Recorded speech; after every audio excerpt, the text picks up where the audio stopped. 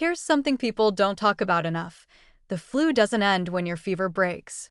Many people experience significant fatigue lasting weeks after acute symptoms resolve, and nutritional deficits accumulated during illness contribute substantially to this prolonged exhaustion. Understanding this can help you actively rebuild rather than passively waiting to feel better.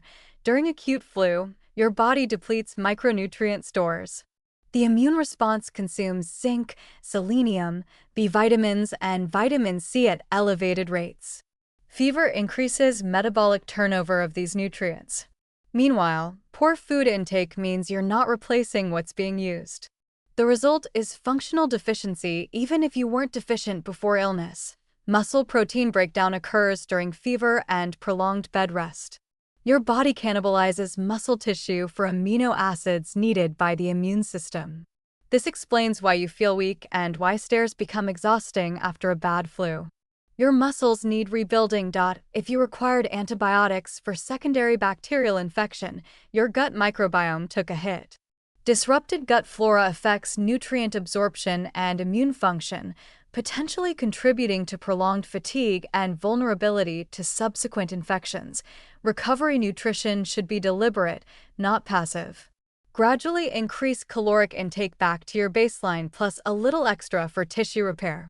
Emphasize protein. Continue the elevated intake of 1.2 to 1.5 grams per kilogram body weight for 2 to 4 weeks post-illness to support muscle restoration. Specific nutrient replenishment matters.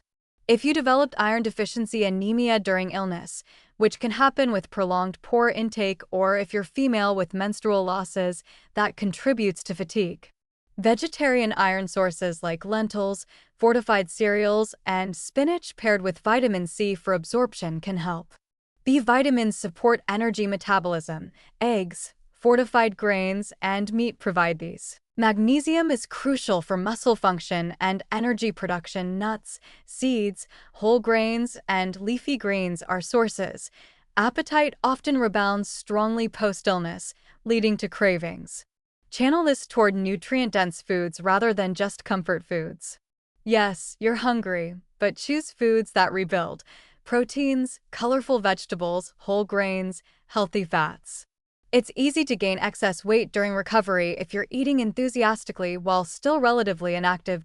As you return to physical activity, time your nutrition strategically. Carbohydrates around exercise support energy and glycogen restoration. Protein after activity supports muscle recovery. Adequate hydration remains important as you increase movement. The timeline matters. Most people need 1 to 2 weeks of focused recovery nutrition. Some need longer, particularly if the illness was severe or they're elderly. But if fatigue persists beyond 4 weeks despite good nutrition and rest, consider medical evaluation. This could indicate post-viral syndrome, undiagnosed complications, or other issues requiring medical attention. Prevention for next time. Maintaining better nutrition during acute illness reduces the recovery burden.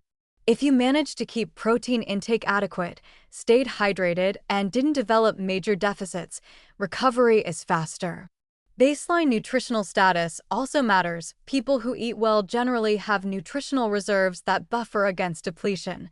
Think of post-flu recovery as active rehabilitation, not passive waiting. You're rebuilding depleted stores, restoring lost muscle, and rebalancing systems disrupted by illness. This requires deliberate nutritional attention for weeks after you think you're better. The difference between someone who bounces back in a week versus someone struggling with fatigue for a month often comes down to these recovery nutrition strategies.